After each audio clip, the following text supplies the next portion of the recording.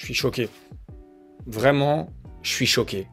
J'espère que vous allez bien. Franchement, si vous avez vu ce que je viens de voir, c'est exceptionnel. Joao foncé crack. Craquito Joao. Franchement, c'est monstrueux. On va débriefer ce petit génie brésilien de 18 ans. Franchement, je ne sais même pas quoi vous dire. Si vous n'avez pas vu le match, bah allez le voir en replay. Allez voir les highlights, j'en sais rien. Franchement, c'est nul d'aller voir les matchs en replay. Mais là, je vous assure que vous n'allez pas le regretter. C'est un petit génie, un petit Mozart, j'en sais rien. Mais bon, voilà, c'est exceptionnel. Avant toute chose, j'espère quand même que vous allez tous très bien. Cet Open d'Australie, c'est un régal. Entre les Français, Fonseca, Djokovic qui est aussi là, qui répond présent, les monstres aussi, Sinner, Alcaraz, tout le monde répond présent. Aujourd'hui, on va parler évidemment Fonseca, on va parler de Medvedev, on va parler des Français. Bref, il y a un paquet de choses à dire. Alors bouge pas, ça commence tout de suite.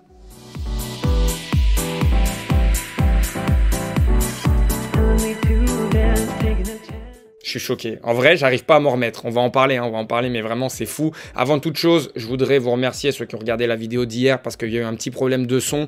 Malheureusement, j'ai eu un problème avec une piste audio. Voilà, merci à tous ceux qui ont regardé, qui ont un petit like, ça fait plaisir. Aujourd'hui, je vais faire attention. Normalement, ça devrait aller. On va parler de Fonseca pour commencer parce que ce qui vient de se passer, Joao Fonseca, 2006, j'en ai déjà parlé dans pas mal de vidéos, vient de battre Andrei Rublev. 3-7-0, il vient de sortir des qualifications, il a remporté le Master Next Gen, il a remporté ensuite le Challenger très relevé à Canberra, ensuite il passe 3 tours de qualification, toujours sans perdre un set, ni au Challenger de Canberra, ni au Master Next Gen, non pas au Master Next Gen, aux qualifications de l'Open d'Australie, je m'embrouille, et là pareil, il ne perd pas un set contre Andrei Rublev, top 10, premier match en Grand Chelem, bref, par où commencer déjà?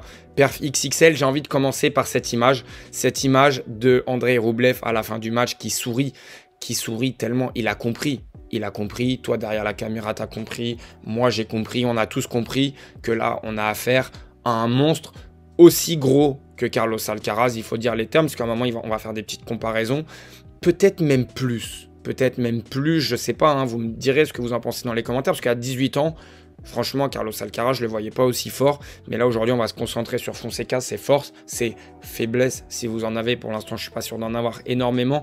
Mais on va reprendre le fil du match. Déjà, je voudrais commencer par ce qui s'est passé au début du match. Lui, il rentre dans son match tranquillement. Hein. Il sait qu'il est attendu, etc. Pas de problème, premier jeu, patron. Ensuite, il est mené 2 jeux à 1 par Rublev. C'est Fonseca. Petit problème de lumière, on va réactiver tout ça. C'est mieux comme ça. Je reprends, problème de lumière dans la salle. 2-1 pour Rublev, service Fonseca, 0-15. Et là, Fonseca tombe un petit peu en arrière, il perd son équilibre, 0-30. Bon, il le prend à la rigolade, on pourrait se dire que c'est déjà un premier petit moment de tension quand même, début de match, premier match sur un si gros court. Et là, qu'est-ce qui se passe? Jeu de patron, il met 4 points de suite, 2-2. Bref, moi déjà, ça a été un moment, ça m'a marqué. Parce qu'en fait, il n'y a pas d'appréhension du moment. Pour lui, ça y est, c'est enfin la révélation. C'est le moment où il faut enfin se montrer. Il le fait tellement bien à la fin de ce premier set. Pareil, premier set, 7-6, c'est un tie-break, mais tellement bien mené. Il faut voir déjà le premier point direct. Il envoie coup gagnant. Il est là, il est en train de chercher le public, il s'encourage. Enfin, mais c'est une tornade, c'est pas possible. Dans ce premier tie-break du premier set, il fait, il me semble, 2 ou 3 services gagnants, 3 coups droits gagnants. Enfin bref, en fait, il n'y a même pas une faute de Rublev. On peut dire que Rublev est un tout petit peu passif, mais en fait, ouais, à la limite, c'est le seul truc qu'on peut dire, quoi. Mais Fonseca, il fait un premier tie-break de très haut niveau. Bon, j'ai compris, dans n'importe quelle vidéo que je vais faire, il y aura un problème. Hier, c'était le son, aujourd'hui, c'est la lumière.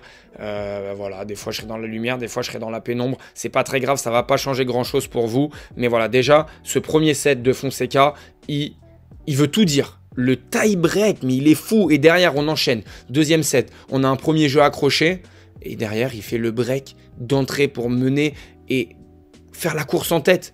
Il mène 2-7-0, on va avancer un petit peu. Et là, premier moment faible dans cette troisième manche, forcément il fallait qu'il y en ait un. Il se fait breaker. Qu'est-ce qui se passe? Tout de suite, réaction tout de suite dans la foulée, break des breaks. il recolle. Et derrière, c'est lui qui fait la course derrière. Et ça, c'est un truc qui m'a marqué, puisque à 5-4, il sert patron, il recolle à 5-5. Roublev mène 6-5, là, il faut voir le jeu. 6-5, il revient, patron, pareil. Et là, on se retrouve au tie-break du 3e set. Il sait qu'il est plus très loin. Il est plus très loin de l'exploit. Il est plus très loin, vraiment, ça y est, parce que physiquement, ça peut coincer un petit peu si tu t'embarques dans un 4e et dans un 5e set. Mais à partir du moment où tu mènes 4-0, tu es censé te faciliter la tâche. Premier point du tie-break, il arrive à faire une transition entre son coup de défense et à repartir tout de suite vers l'avant. Et ça a été quelque chose, on va en parler après. D'abord, je fais un petit débrief du match, mais les transitions arrière-avant, mais c'est complètement fou, je vous jure, le niveau du gamin, mais c'est exceptionnel, vraiment. Et là, il mène 1, 2, 3, 4-0, mais en faisant les points. En faisant les points, il va au filet, il va les chercher. Il y a une panoplie technique exceptionnelle. La technique, pareil, on va en parler un petit peu après. Mais c'est exceptionnel. Et là, petit moment de flou un petit peu, où ça y est, il s'en mêle un petit peu les pinceaux. 4-1, 4-2, il fait un ou deux mauvais choix. On le voit monter à la volée. Il y a une petite lettre aussi, il y a une petite lettre un petit peu qui est défavorable. Même s'il est facilement dessus, on sent qu'il y a un petit peu de pression qui arrive. À 4-3, il y a un point important où il arrive à garder quand même le score. Il mène 5-3, donc il n'aura jamais été derrière, puisque Roublev va revenir à 5 partout. Et alors là, alors que quand même, quand tu mènes 4-0, tu te retrouves à 5 partout, tu n'as quand même pas la dynamique avec toi, il y a la pression. Premier match en Grand Chelem. Qu'est-ce qu'il fait à 5 partout? Un énième revers longue ligne pétard pour faire coup gagnant. Là, il harangue la foule. Ça y est, c'est reparti. Mais comment tu sors un revers aussi... Enfin, il n'y a même pas énormément de risques parce qu'il l'a fait pendant tout le match en fait. C'est exceptionnel. 6-5, pareil, à 6-5, il ressort un coup droit gagnant, longue ligne. Bref, il serre la main et là, Roublev a compris. Roublev a compris, je le redis, t'as compris, j'ai compris, on a tous compris. On est foutu. Il le dit à la fin, la poignée de main, franchement, dans sa tête, voilà, il est même pas énervé. On l'a vu s'énerver une fois dans le tie-break du 3e set parce qu'il rate un coup droit penalty. Mais à partir de ce moment-là, on assiste à la naissance d'un monstre et on va espérer qu'il n'y ait pas de blessure et que tout se passe bien pour lui parce que là, on en a pour une dizaine d'années de merveilles. Maintenant, parlons un petit peu plus en détail de ce que fait Fonseca dans son jeu parce que là, on parle du match, on parle du scénario, mais pourquoi c'est exceptionnel? Déjà, son coup droit, c'est un fusil à pompe. C'est un fusil à pompe. Le gamin, il a 18 ans, il envoie des missiles dans tous les sens, mais c'est même pas des highlights, c'est sa qualité de balle, naturelle. Voilà, on va switcher sur la deuxième photo. C'est simple, il a déjà le coup droit le plus rapide du tournoi en coup gagnant, 181 km/h. Mpetshi Perricard 180, Alcaraz 178. On peut estimer que Mpetshi Perricard, voilà, c'est un joueur qui prend énormément de risques, donc c'est normal qu'il ait un coup droit qui pète aussi haut. Mais des joueurs comme Fonseca ou Alcaraz, c'est juste des joueurs qui ont une qualité de balle tellement au-dessus de la moyenne. Ça va tellement vite, il y a un poids dans la balle, il y a une vitesse monstrueuse. Et en fait, c'est même pas étonnant. C'est même pas étonnant parce que 180 km/h, c'est peut-être son meilleur, mais sa moyenne, j'ai pas envie de dire de bêtises, mais globalement, ça va extrêmement vite tout au long du match. Il faut se rendre compte de ça. Et en plus de taper très fort, ce qu'il fait très bien, c'est qu'il est capable de prendre la balle tôt, il est capable de prendre la balle tard, il est capable de défendre, d'attaquer, de monter à la volée, ce que n'a pas su faire Roublev une énième fois. Et on peut prendre le point, le premier point du tie-break du 3e set. C'est ça son problème à Roublev, c'est qu'il fait une très bonne attaque, mais il permet à Fonseca de défendre et ensuite de revenir dans le terrain et de refaire une transition pour lui ensuite attaquer et rentrer dans le terrain. Et Fonseca, il a cette qualité, passer d'arrière à l'avant très facilement. Pareil, latéralement, il se déplace extrêmement vite. Il défend coup droit, revers, il est capable de slicer. Il a une panoplie technique, on le disait, monstrueuse. Il est capable de faire des amortis, il est capable de slicer, de recouvrir, de glisser à droite, à gauche. Bref, aujourd'hui, je vous le dis sincèrement, à 18 ans, je ne vois pas vraiment de faille, puisque même, déjà techniquement, j'en vois pas. Tous les gestes sont extrêmement bons, extrêmement justes. Les progrès au service de ce joueur, mais c'est monstrueux. À 18 ans, le service est un énorme point fort. Il a eu des points gratuits dans tous les sens. Il s'est fait breaker qu'une seule fois. Dans les tie-breaks, c'est lui qui est le patron, c'est lui qui est devant. Il se fait un petit peu rattraper émotionnellement dans le deuxième tie-break et dans cette dernière manche. Mais il n'y a pas de faille. Il n'y a pas de faille. Vraiment, je ne comprends pas l'énergumène qu'on a devant nous. Après avoir discuté comme ça avec des amis autour de moi, etc., le seul petit truc que certains peuvent peut-être lui reprocher, c'est peut-être de trop en faire avec le public. Mais moi, ça, c'est quelque chose qui me plaît. Parce que dans le tennis, on a besoin, justement, je vous assure, quand vous êtes dans les tribunes et que vous regardez un match où les joueurs ne vous font pas participer, ben en fait, ouais, on n'est pas au théâtre. On est là, on a envie de vivre la chose. On parlera après de Corentin Moutet. Voilà, on a besoin de ça. Pourquoi on aime beaucoup Carlos Alcaraz? Parce qu'il y a aussi ça, on a l'impression de faire partie de l'histoire. On est là, on sert à quelque chose, le public est appelé, le public est en transe devant ce genre de joueur. Et puis à côté de ça, il a tous les coups du tennis. Un petit peu, voilà, encore une fois, c'est pas un Yannick Sinner parce qu'il y a des ressemblances, c'est pas un Carlos Alcaraz parce qu'il y a des ressemblances, mais mine de rien, on est obligé quand même de faire des petites comparaisons. Et la force de frappe fait beaucoup penser à l'italien. Le caractère, et même j'ai envie de dire le coup droit, parce que le coup droit aussi de Carlos Alcaraz, c'est un fusil à pompe aussi. Mais en fait, il y a quand même des ressemblances avec ces deux joueurs, mais on sent une personnalité extrêmement forte chez Fonseca. Vraiment, il se passe quelque chose quand il rentre sur le terrain. Il faut voir, hein, ça faisait très longtemps que j'avais pas vu autant de monde allumer sa télé pour suivre un match. Fonseca, en fait, c'est un petit peu comme quand il y a eu Federer qui est arrivé en 2001 à Miami, il me semble. Non, j'ai plus le tournoi. Il me semble qu'il y avait aussi Rafael Nadal qui est arrivé en 2004. Je crois que c'est Nadal à Miami, si je dis pas de bêtises. J'irai vérifier après, c'est pas très grave. On a Carlos Alcaraz en 2021. Quand il arrive, on comprend que ce sont des joueurs différents. Vraiment, Sinner est arrivé un petit peu plus tard. Djokovic, pareil, a été extrêmement fort un petit peu plus tard. Mais là, on est sur un joueur générationnel. On est sur un joueur où, ça y est, on regarde à quelle heure il va jouer, à quelle heure il joue contre qui. On essaye de faire en sorte de pouvoir voir les matchs. Moi, j'ai vu le match, j'ai vu une première partie du match en direct et j'ai vu la deuxième partie du match en différé, alors que ça m'arrive jamais de regarder un match en différé. Ou alors vraiment pour faire des analyses, etc. Non, là, c'est par pur plaisir parce qu'on assiste à quelque chose de différent. Un joueur exceptionnel. Bref, vous l'aurez compris, Fonseca est un monstre. Il jouera au deuxième tour.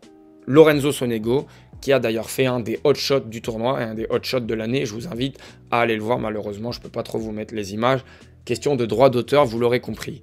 On change complètement de filière et on passe à Daniil Medvedev. Ça, je peux vous le montrer parce que je pense qu'il n'y a pas de droit d'image là-dessus. On l'a vu, Daniil Medvedev, il a complètement craqué plusieurs fois dans ce match. On l'a vu un petit peu jouer avec le public, comme il sait si bien le faire. On l'a vu casser sa raquette contre le filet. Voilà, c'est du Daniil Medvedev dans le texte. Maintenant, on va un petit peu parler de son match. Il a joué la wildcard thaïlandaise, Sam Raj, un joueur d'une vingtaine d'années que je ne connaissais pas, que j'ai découvert, qui a fait un très bon match, puisque le Thaïlandais, on va stopper la vidéo, le Thaïlandais a même mené 2-7 à 1. 2-7 à 1, Daniil Medvedev, hyper passif. Franchement, je sais pas pourquoi il s'entête autant au retour, à être si loin. Franchement, ça fait un petit moment, ça y est, les joueurs, ils ont compris, il est ultra passif, il propose pas grand-chose. Moi, je m'inquiète vraiment pour Daniil Medvedev. Ça fait un petit moment déjà que j'en parle, je trouve que son tennis est hyper stérile, il se passe pas grand-chose. Alors ça a marché fut un temps, parce que c'était assez différent des autres. Mais depuis, les joueurs ont compris comment ça se passait. Lui non plus, il n'arrive pas à faire évoluer son jeu. Si j'ai envie de comparer par rapport à la finale de l'année passée à l'Open d'Australie, il avait changé sa position au retour, ça avait vachement dérangé Yannick Sinner, mais aujourd'hui, encore une fois, on le voit, il est passif, il est mené 2-7-1, alors il s'en sort parce qu'en face, mine de rien, il y a une marge, mais il y a un monde quand même entre ces deux joueurs-là, mais on passe pas loin. Parce que dans la quatrième manche, c'est quand même Sam Raj qui a la première balle de break. S'il break et qu'il tient bien sa mise en jeu, il peut s'envoler vers la victoire. On sent qu'il est repris un petit peu aussi physiquement. Et puis émotionnellement, on sent que ça y est, il se passe quelques trucs. Il y a un peu de stress forcément qui s'installe. Et Daniil Medvedev prend le dessus et s'envole facilement vers la victoire. Mais quand même, il faut le dire, assez inquiet pour Daniil Medvedev. Après, voilà. On l'a dit, on l'a déjà répété, il vient d'être papa, il n'arrive pas forcément dans les meilleures conditions possibles pour préparer ce grand chelem. Quelles sont ses attentes, j'en sais rien, mais tennistiquement, ça m'a pas vraiment plu ce que j'ai vu aujourd'hui. Par contre, comme d'habitude, ce qui m'a plu avec Daniil Medvedev, c'est son interview d'après-match, on va la lire ensemble. Ces gamins arrivent et ils sont prêts dès le début. Pas tous les matchs, car il n'a pas regardé tous les matchs, car j'ai regardé ces matchs et je n'ai pas vu ce niveau. Donc j'étais surpris. S'il joue comme ça chaque match, sa vie peut être belle. Argent, filles, casino. S'il ne joue pas comme ça tous les matchs, il n'aura pas ça. Ou alors, il y arrivera peut-être, mais pas dans le tennis. Mais j'espère pour lui qu'il pourra jouer comme ça tout le temps. Il arrive tout le temps à être drôle, frais, innovant dans ses conférences d'après-match au micro. Franchement, ça, on peut pas lui enlever. C'est un monstre, un peu à l'image d'un Andy Murray maintenant en après-carrière, qui, pareil, derrière le micro, est très drôle, très amusant. Donc, on ne se lasse pas de ce genre de petites phrases. Cette nuit, c'était aussi le match franco-français avec Gaël Monfils et Mpetshi Perricard qui s'est terminé au 5e set. Il y a quelques trucs à dire. Déjà, Gaël Monfils, il enchaîne après sa victoire au tournoi d'Auckland, physiquement, mentalement, surtout vu le scénario, je trouve ça monstrueux. C'était pas le match de l'année en termes de tennis, mais quand même, on va pas se mentir, la perf de Gaël Monfils de réussir face à Mpetshi Perricard qui sert extrêmement bien. On sait que c'est un match différent. Lui, il adore quand même faire des échanges. Voilà, il faut qu'il y ait un rythme. Je trouve cette perf monstrueuse parce qu'on le sait, enchaîner après avoir gagné un titre, c'est toujours très compliqué. D'ailleurs, Zizou Bergs, qui lui était en finale contre Gaël Monfils, a fait une contre-perf et a perdu contre l'Argentin Diaz Acosta. Donc c'est compliqué. Mpetshi Perricard qui est sur une très bonne dynamique depuis plusieurs mois. Et puis c'est jamais simple, un tournoi d'affronter un compatriote, pas évident. Maintenant, on va parler un petit peu plus de Mpetshi Perricard parce que je suis déçu. Je suis déçu très clairement. Il n'a pas réussi à se procurer la moindre balle de break dans ce match. Donc c'est la première fois que ça arrive depuis les années 2000, nous dit je sais tes maths. Et je trouve que sur un match qui dure presque 4 heures en 5-7 comme ça, ne se procurer aucune balle de break, c'est quand même très décevant. Très décevant, surtout qu'on l'a vu, Gaël Monfils était diminué à partir de la 3e manche et que forcément il y avait des occasions. Et Mpetshi Perricard n'a pas su en profiter. C'est vraiment ma grosse déception concernant ce match. Après, évidemment, il y allait avoir des tie-breaks, ça allait tourner d'un côté ou de l'autre. On savait que ça allait être serré forcément avec ce 5e set où il pouvait tout se passer. C'est le Français le plus âgé qui a réussi à s'en sortir, peut-être à l'expérience. Mais en tout cas, ce qui est hyper sympa, c'est de voir leur accolade.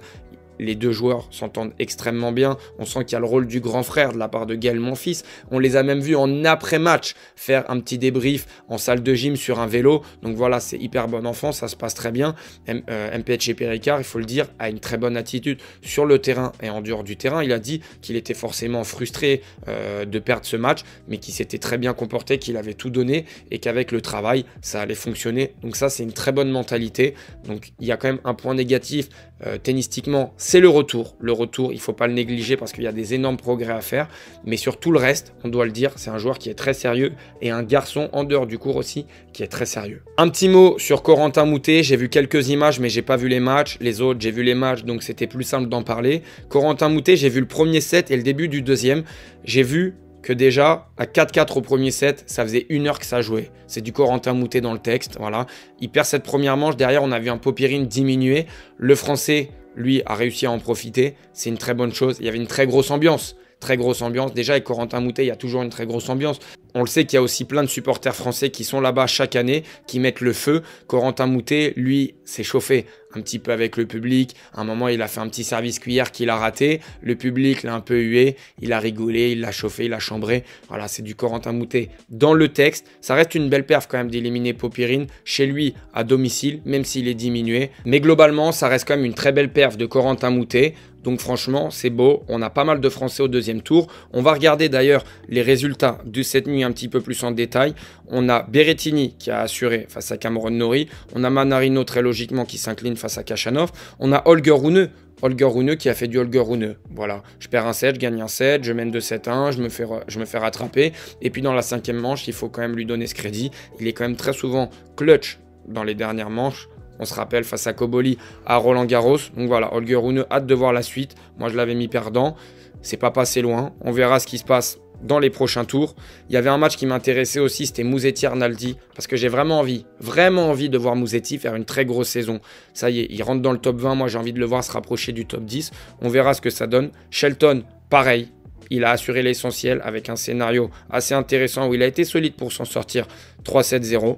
Et puis ensuite, on avait quand même De Minaur à domicile qui a fait le boulot pour gagner 3-7-0. Donc globalement, il y a eu quelques petites surprises, mais les favoris répondent présents. C'est ça qui nous intéresse le plus. Normalement, pas d'erreur de son aujourd'hui, des petites lumières qui sautent à droite à gauche, mais ça fait partie des débuts, forcément tout ne peut pas être parfait. Je vous remercie d'être resté jusqu'à la fin, comme d'habitude, lâchez votre meilleur pouce, j'insiste, ça m'aide énormément, franchement vous êtes top, je vois le soutien que vous me donnez sur tous les réseaux, ça me donne une force énorme, vraiment, dites-vous que là, j'ai sauté mon repas pour faire la vidéo, donc je vais vite raccrocher et je vais vite aller manger, parce que quand même, j'ai la dalle, voilà, je vous le dis. Je vous laisse, nous on se retrouve très vite. N'oubliez pas, foncez crack, c'est un monstre, on va le revoir très rapidement et abonne-toi si ce n'est pas déjà fait.